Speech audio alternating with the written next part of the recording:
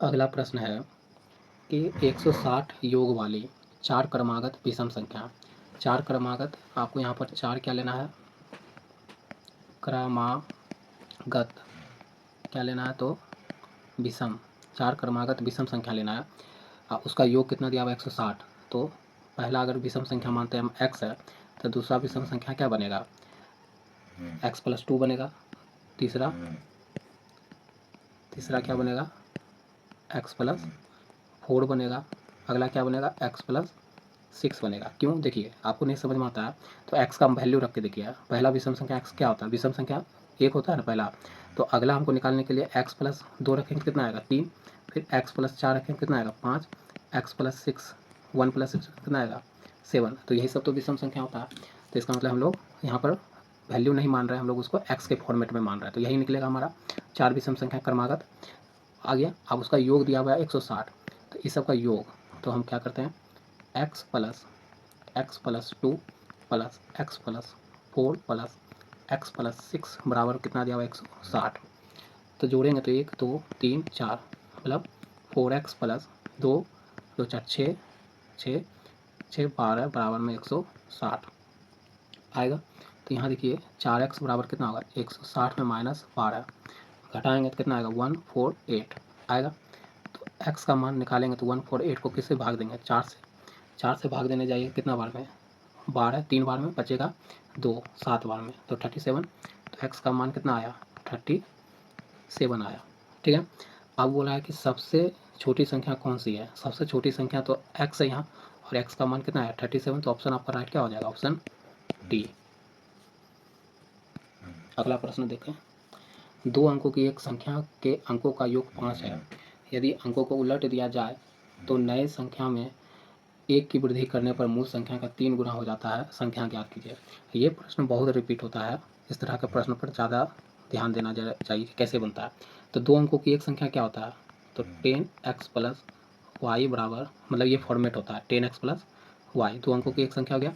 मैंने previous video में भी बता चुका हूँ कि x और यहाँ पर y क्या है, कुछ नहीं, दोनों 2 अंकों की एक संख्या का अंक है। क्या है, x और y यहाँ पर अंक होता है। अब अंकों का यहाँ पर योग क्या दिया गया है, 5 दिया गया। कहने का मतलब यहाँ पर ये x प्लस वाई, इसका वैल्यू कितना दिया हुआ है 5 दिया हुआ है। तो पहला इक्वेशन निकला। दूसरा क्या बोल रहा है कि यदि अंकों को उलट दिया जाए, अच्छा अंक को उलटने का मतलब 10 के साथ y आ गया और ये x उलट दिया जाए तो नई संख्या में 1 की वृद्धि, इसमें 1 की वृद्धि करने पर मूल संख्या मेरा क्या है, तो 10x प्लस वाई है। मूल संख्या का 3 गुना हो जाता है, इसका कर दीजिए आप 3 गुना। ठीक है, 3 गुना हो जाता है, संख्या ज्ञात कीजिए। तो बस इसको क्या करते हैं, थोड़ा ब्रेक कर लेते हैं। तो 10y(x + 1) बराबर में 30x + 3y हो गया। अच्छा इधर 1 रखते हैं, सबको उधर ले जाते हैं। तो 30x - x plus 3y minus 10y, तो 1 बराबर कितना आ जाएगा यहाँ पर 29x, यहाँ -7y हो गया। तो यहाँ पर 29x - 7y बराबर में 1, यही आया आपका इक्वेशन नंबर 2, ये निकला। ठीक है, जब मेरा ये निकल चुका है तो देखिए हम इसको लिख सकते हैं 29x - 7y बराबर में 1, और एक इक्वेशन है x प्लस y बराबर में 5। तो कुछ नहीं करते हैं, इसको 1 से गुना कर देते हैं, इसको 7 से, तो 7 से गुना करो, यहाँ भी 7, यहाँ भी 7 आएगा। 7 जैसे आया कि ये इसको काट देगा, तो यहाँ पर बचेगा कितना 36, और यहाँ पर गुना करिएगा तो 1, यहाँ पर गुना करिएगा तो 35, और दोनों को जोड़िएगा कितना होगा 36। तो यहाँ पर x का मान कितना आएगा 1, 36 को कैंसिल करेगा तो x का मान निकला 1 अगर आया। अब हम क्या करते हैं, इक्वेशन 1 में इसका मान रख देते हैं। इक्वेशन 1 आपका क्या है, x प्लस वाई बराबर में 5, तो ये 1 प्लस वाई बराबर में 5, तो y बराबर क्या होगा 5 - 1 मतलब 4, कितना आया 4, तो y का मान मेरा कितना आ गया 4, निकाल लिए, y का मान भी निकाल लिए। अब हमारा मूल संख्या क्या था 10x प्लस वाई था, ये ऊपर वाला यही था। इसमें वैल्यू रखिए, x के जगह 1 रखिए, y के जगह 4 रखिए, तो ये 10 + 4 मतलब कितना बना 14। तो आपका आंसर क्या हो जाएगा, राइट ए। तो आपका ऑप्शन ए सही हो जाएगा।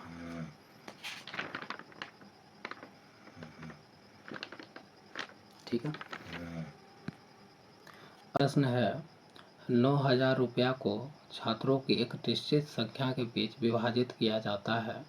अगर 20 और छात्र होते तो प्रत्येक को 160 रुपया कम मिलता, तो छात्रों की मूल संख्या क्या थी। देखिए, ये प्रश्न आपको इक्वेशन इसका लाना पड़ेगा।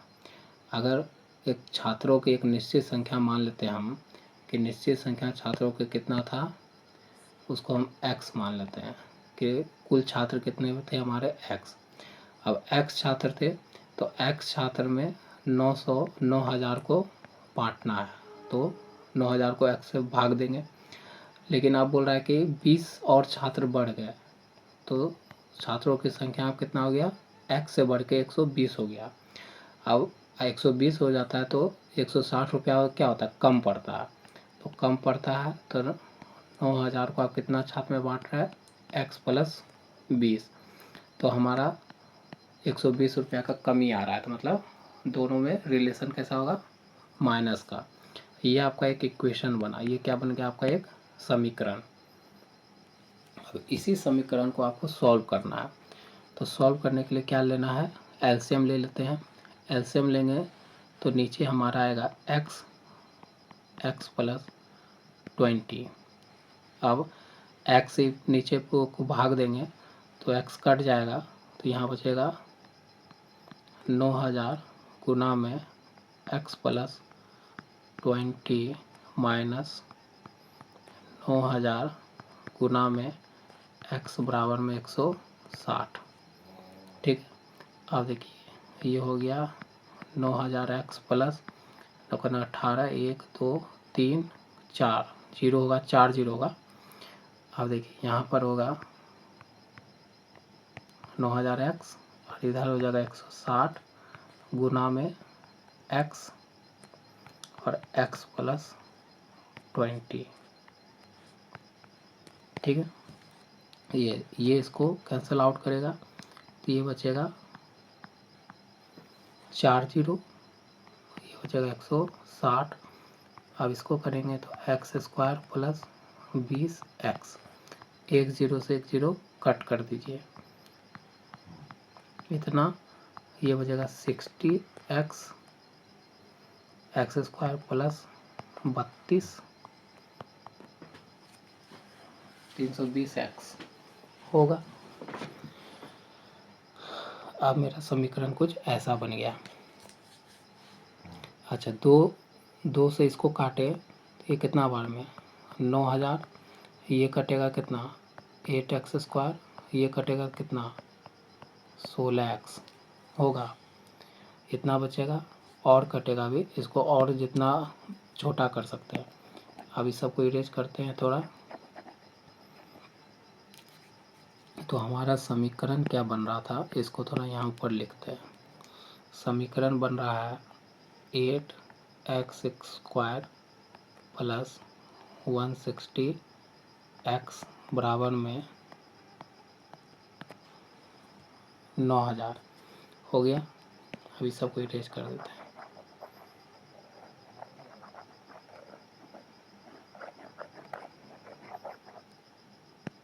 अब मेरा इक्वेशन चलेगा। अब देखिए, इसको अगर 8 से काटिएगा तो 8 से कटेगा तो x स्क्वायर, प्लस इसको 8 से काटिएगा तो 20x, और इसको 8 से काटिएगा तो एक बार में बचा 2, मतलब एक बार में काटे फिर एक बार में, ठीक है, क्योंकि 10 बचेगा फिर बचेगा 8 में 2, तो 2 बार में फिर 5 बार में, अरे इतना बार में ये कट जाएगा। तो मेरा ये बचा। अब इसको सॉल्व कर लीजिए, आपको है तो मिडिल टर्म को स्प्लिट करके क्वाड्रेटिक इक्वेशन का कर लीजिए, या बाय ऑप्शन चेक करिए। बाय ऑप्शन चेक अगर हम करते हैं तो आपको थोड़ा समय लगेगा, लेकिन ज़्यादा सटीक तरीका बाय ऑप्शन जाने में ही है। अगर हम सी वाला ले लेते हैं तो सी का मान कितना है 25, सी का मान कितना है 25, 25 का वैल्यू एक्स के जगह पर रखते हैं, तो 25 का स्क्वायर प्लस 20 गुना 25 बराबर में 100, मतलब 1125, तो ये हो गया 625 प्लस ये हो गया 500 बराबर 1125। तो यहाँ पर जोड़िएगा तो 5 2 11 बराबर 1125। तो देखिए इक्वेशन एक बराबर कर दिए, लेफ्ट साइड और right side, left hand side और राइट हैंड साइड को बराबर किए। इसका मतलब 25 क्या है, इस इक्वेशन को फुलफिल कर रहा था, इस इक्वेशन को क्या कर रहा है, ऊपर वाले इक्वेशन को, इस इक्वेशन को फुलफिल कर रहा है। इसका मतलब हमारा राइट आंसर क्या हो जाएगा, 25 ऑप्शन। तो ऑप्शन सी राइट। आगे बढ़ते हैं। 50 और 100 दोनों को छोड़कर, दोनों को नहीं लेना है, के बीच कितनी संख्याएं मौजूद है जिनमें अंक 5 है और अंक 5 से बिल्कुल विभाज्य है। 50 और 100 दोनों को छोड़कर के बीच कितनी संख्याएं मौजूद है जिनमें अंक 5 है और अंक 5 से बिल्कुल विभाज्य है। मतलब कहने का मतलब है कि 50 है, 50 से लेकर 100 तक जाना है, लेकिन ना 50 को लेना है ना 100 को लेना है, लेकिन इसके बीच में कितनी संख्याएं मौजूद है जिनमें अंक 5 है। तो कितनी संख्याएं, तो इसमें पहला तो 55 है, 55 भी 60 नहीं 65 में भी मौजूद है 5, 75 में भी है, 85 में भी है, 95 में भी है, और 100 को तो लेना नहीं है, और 100 में से 5 है भी नहीं। ले लिए संख्या मौजूद है जिनमें 5 है और वो 5 से क्या हो, बिल्कुल विभाज्य भी हो। तो ये सारा क्या 5 से विभाज्य भी है। तो कितनी संख्याएं निकला, 1 2 3 4 5। तो आपका ऑप्शन राइट हो जाएगा ए। ठीक है, आगे आइए। किसी संख्या को 5 से विभाजित करने पर 3 शेष बचता है। कोई संख्या मान लेते n है, उसको 5 से विभाजित किए तो शेषफल बचा 3। जब उसी संख्या के वर्ग को 5 से विभाजित किया जाए, उसी संख्या का क्या है, वर्ग को 5 से विभाजित किया जाए तो शेषफल बचाइए, यही ना पूछ रहा है। तो देखिए इसको क्या है, अगर हम n का मान यहाँ पर हम मान लेते हैं, n के जगह पर हम मान लेते हैं कि 13 था। ठीक है, और 13 को 5 से विभाग करिएगा तो 10 बार में ख़त्म 3, शेषफल क्या बच रहा है, अभी भी 3 बच रहा है। इसका मतलब n का मान हम क्या मान सकते हैं, 13 मान सकते हैं। कहने का मतलब एक मान के अगर चले 13, अब 13 का ही क्या करना है, स्क्वायर। तो 13 का स्क्वायर कितना 169 आएगा। अब 169 को अगर 5 से विभाग दीजिएगा तो 15 बार में 1 और 9, फिर से 15 बार में 1 ख़त्म, ये 4, तो रिमाइंडर कितना बच रहा है 4। तो आपका ऑप्शन राइट क्या हो जाएगा, ऑप्शन डी राइट हो जाएगा।